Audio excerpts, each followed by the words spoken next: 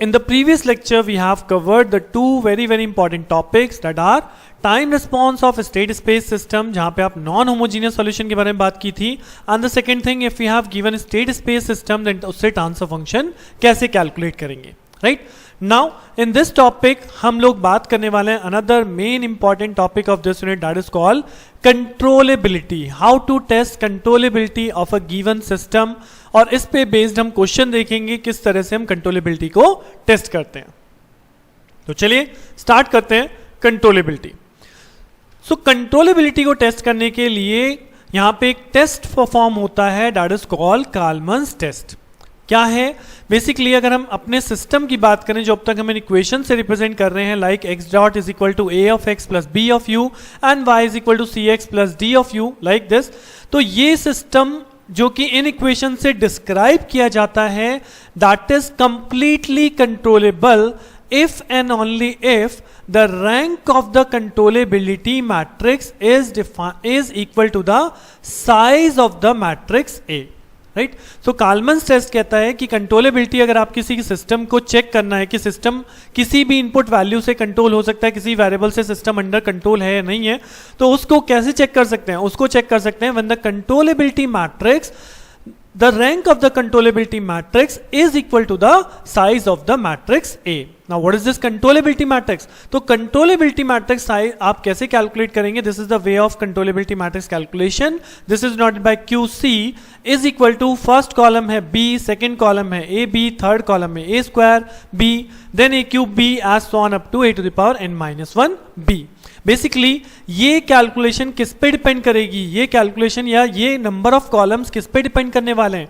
ये डिपेंड करने वाले हैं आपके सिस्टम में what is the size of given system matrix. अगर मैं कहता हूं ए मैट्रिक्स 2x2 की आपको मिलेगी क्वेश्चन के अंदर, सो यहां पे आपका QC का साइज भी 2x2 ही होगा। That means I will calculate only 2 columns, only B, first column is B and the second column is AB।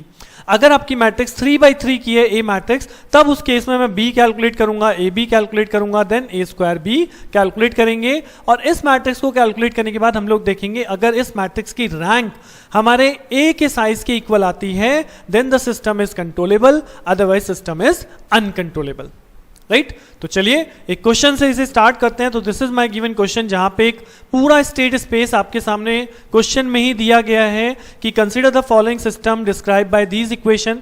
तो इस इक्वेशंस में मुझे जो वैल्यू चाहिए, क्योंकि यहां पे बोला गया है test for controllability and observability, तो ऑब्जर्वेबिलिटी हम लोग नेक्स्ट लेक्चर में देखेंगे। इस लेक्चर में कंट्रोलेबिलिटी की बात करनी है। तो कंट्रोलेबिलिटी का मतलब है कि I want to form the controllability matrix. तो now what is the size of this A matrix? अगर आप देखेंगे तो this is given A matrix ना, और ये कितने साइज की है? 2x2। तो दैट मीन्स मैं जो कंट्रोलेबिलिटी मैट्रिक्स है उसका साइज भी हमारा 2x2 ही होगा, यानी फर्स्ट कॉलम होगा इसमें B और सेकेंड कॉलम होगा AB, यानी A matrix multiply by this B matrix, right. So यहां पे अब आप कैलकुलेट कर लीजिए। अगर यहां कैलकुलेशन की बात करूं तो यहां पे QC मैंने आपको बता दिया क्या वैल्यू होने वाली है। अब इसमें वैल्यू पुट कर दीजिए ना। What is the B matrix? B matrix is 0 and 1 and what is A into B? अगर आप इस A और B को मल्टीप्लाई करेंगे तो 0.5 into 0 that is 0, 0 into 1 that is 0, तो first element 0, then 0 multiplied by 0 minus 2 multiplied by 1, this is minus 2, तो this is the second element। so ये आपका हो गया पहला कॉलम 0 1 that is B, और दूसरा कॉलम हो गया 0 minus 2 that is AB, right। now what is the rank of this QC matrix? तो रैंक कैसे डिटरमाइन की जाती है? रैंक डिटरमाइन की जाती है नंबर ऑफ नॉन जीरोज रो, कि कितने हमारे इस मैट्रिक्स में ऐसे कितने रो हैं जो नॉन जीरो हैं। तो अगर आप यहां देखेंगे ये कंप्लीटली रो जीरो है, ये एक लौती रो ऐसी है जो कि आपकी नॉन जीरो है, तो इसलिए मैंने यहां पे लिखा है the rank of the QC matrix is equal to number of non zeros rows, और number of non zero rows कितनी है? ओनली 1। तो एज पर आवर कैल्मन्स टेस्ट हमने बोला था अगर हमारी rank of QC matrix equal to होगी साइज ऑफ मैट्रिक्स A, तभी सिस्टम कैसा होगा? तभी सिस्टम होगा कंट्रोलेबल। बट यहां पे रैंक 1 है, साइज 2 है, so rank of QC not equal to size of the matrix A, so that's why system is uncontrollable. अब यहाँ पे अगर मैं आपको एक शॉर्टकट दूं तो रैंक निकालना कई बार होता है कि आपको लग रहा है चलो डिफिकल्ट है, रैंक निकल पानी मुश्किल है, बट आई थिंक रैंक यहाँ पे इजी है। आप एक और वे से भी कंट्रोलेबिलिटी चेक कर सकते हो, आप इस कंट्रोलेबिलिटी मैट्रिक्स का मॉड कैलकुलेट कर लीजिए, calculate the mod value. So जब मॉड वैल्यू कैलकुलेट करेंगे तो what is the mod becomes QC mod equals to यहाँ पे आएगा 0। तो QC मॉड 0 का मतलब है कि now the system is uncontrollable.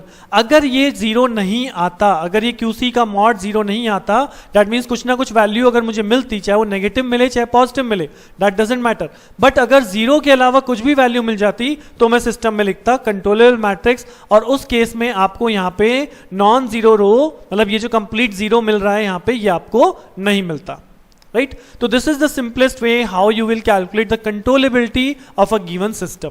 अब अगर मैं बात करूं कि यहां पे क्वेश्चन डायरेक्टली आपको गिवन था, A B C डायरेक्टली आपको गिवन था, बट अब जैसे कि मैंने फर्स्ट टाइम कहा था कि ये पूरी यूनिट आपस में जुड़ी हुई है, तो अगर आपको प्रॉब्लम कुछ इस कैटेगरी की आ जाए, जैसे मैंने यहां पे प्रॉब्लम शो की है, now this is what, this is the transfer function जो हमने इस यूनिट के लेक्चर नंबर 3 में सीखा था, बेसिकली कि ट्रांसफर फंक्शन से स्टेट स्पेस कैसे रिप्रेजेंट करते हैं, राइट, जिसमें हमने इसे 2 पार्ट में ब्रेक किया था, स्टेट वेरिएबल इंट्रोड्यूस कराया था, देन डिफरेंशियल इक्वेशन से हम लोगों ने बनाया था स्टेट स्पेस।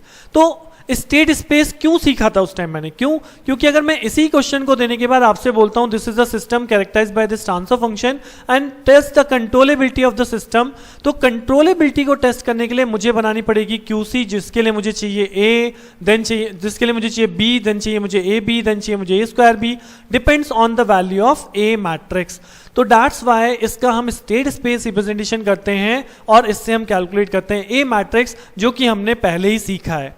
तो यहां पे ये काम मैं आप लोगों के ऊपर ही छोड़ रहा हूं कि आप लोगों ने जो पहले सीखा है उसी के बेस पे इस ट्रांसफर फंक्शन से स्टेट स्पेस रिप्रेजेंटेशन कीजिए, calculate the value of matrix A and matrix B।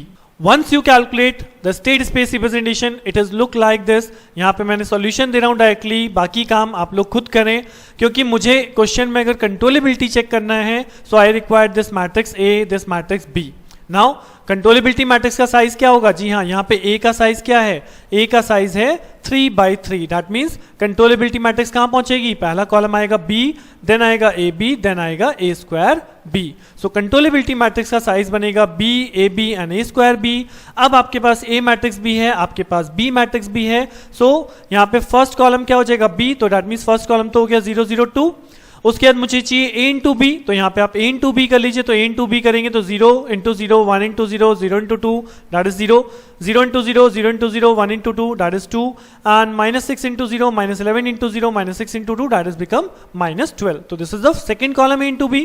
और थर्ड कॉलम कैलकुलेट करने के लिए मुझे चाहिए A²B, तो फर्स्टली आप कैलकुलेट करेंगे A², तो यहाँ पे पहले A² कैलकुलेट कीजिए, यानी A matrix multiply bye A matrix, और फिर उसके बाद आप इसे B से मल्टीप्लाई करेंगे, तो I will got this value 2 - 2 12 and 50। सो जैसे ही मैं तीनों वैल्यू उठा के अपने इस कंट्रोलेबिलिटी मैट्रिक्स में पुट करता हूं, I will get the controllability matrix like this. अब अगर आप यहाँ पे इस कंट्रोलेबिलिटी मैट्रिक्स को देखें तो क्या इसमें नंबर ऑफ नॉन जीरोज रोज कितनी है, जी हाँ, नंबर ऑफ नॉन जीरो रो है 3। नॉन जीरो रो कितनी है 3, दैट मीन्स रैंक क्या हो गई, रैंक हो गई हमारी 3, जो कि साइज कितना है A का साइज भी कितना है, A का साइज भी 3 है, तो that means both are equal, तो द सिस्टम इज कंट्रोलेबल। एक और वे मैंने आपको बताया था कि आप इस मैट्रिक्स का क्या कैलकुलेट कर सकते हैं, आप इस मैट्रिक्स का डिटर्मिनेंट कैलकुलेट कर सकते हैं। तो once you calculate the determinant, तो यहाँ पे डिटर्मिनेंट आ रहा है नॉन जीरो, क्योंकि अगर आप डिटर्मिनेंट कैलकुलेट करेंगे ये 0 हो जाएगा, ये भी 0 हो जाएगा, और लास्ट में जो डिटर्मिनेंट वैल्यू बचेगी वो बचेगी 24 into 2, that is I think 48। So 48 is a non zero value, तो यहाँ स्ट्रेट फॉरवर्ड लिखा है this is non zero, hence the system is controllable, right. तो बहुत इजी वे है कंट्रोलेबिलिटी चेक करने के लिए, केवल आपको मैट्रिक्स चाहिए A एंड B, उसी के बेस पे आप कंट्रोलेबिलिटी मैट्रिक्स बना के कंट्रोलेबिलिटी को चेक कर सकते हैं, टेस्ट कर सकते हैं, राइट। सो अब चाहे स्ट्रेट फॉरवर्ड क्वेश्चन आए या question from the basic step आए, electrical network, differential equation, transfer function, you can easily calculate the controllability of the given system. So इस लेक्चर में कंट्रोलेबिलिटी, नेक्स्ट लेक्चर में हम बात करेंगे ऑब्जर्वेबिलिटी पे, जो कि बिल्कुल सेम टू सेम कॉन्सेप्ट यही है, बस कंट्रोलेबिलिटी मैट्रिक्स की जगह वहां पे आ जाएगी ऑब्जर्वेबिलिटी मैट्रिक्स, राइट। तो see you in the next lecture, thank you.